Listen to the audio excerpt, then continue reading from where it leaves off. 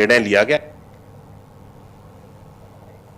बिहार से लेकर दिल्ली तक एसआईआर पर घमासान मचा हुआ है। विरोधी पार्टियां लगातार सरकार को घेरने में लगी हैं और इस पूरे मसले को लेकर मेरे सहयोगी पंकज वानखेड़े ने बीजेपी सांसद प्रदीप कुमार सिंह से खास बातचीत की है।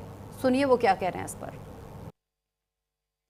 राहुल गांधी ने इलेक्शन कमीशन पर बड़ा आरोप लगाया है और कहा है कि इलेक्शन कमीशन वोटों की चोरी कर रहा है और वो बीजेपी के शय पर ये सब काम कर रहा है। इन्हीं तमाम मुद्दों को लेकर बात करने के लिए बिहार से लोकसभा सांसद है प्रदीप कुमार सिंह हमारे साथ मौजूद हैं। सर, किस तरह देखते हैं, राहुल गांधी ने बड़ा एक आरोप लगाया है इलेक्शन कमीशन वोटों की चोरी कर रहा है।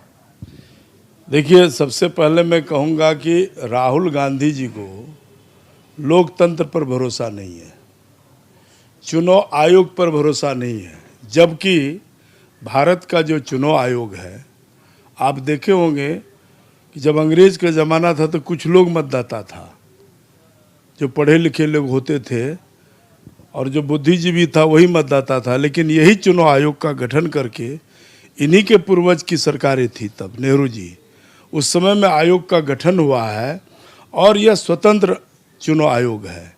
इनको समय समय पर जो भारत के नागरिक हैं, वोटर लिस्ट में जो 18 साल का हो गए, उनको चढ़ाने का अधिकार है।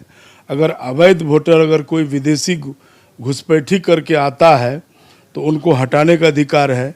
तो समय समय पर कोई नई बात यह नहीं हो रही है। आप देखिए, आज़ादी के बाद कितने बार यह वोटर लिस्ट का पुनरीक्षण का काम हुआ है। बिहार में अभी चुनाव है, तो इससे पहले भी बिहार में 2003 में यह काम हुआ है, चुनाव आयोग किया है। तो राहुल जी को, तब उसी की सरकार थी, लालू जी का जो बेटा चिल्लाता है कि हल्ला कर रहा है, तोबा मचा रहा है, तो ये सब राजनीतिक स्टैंड है।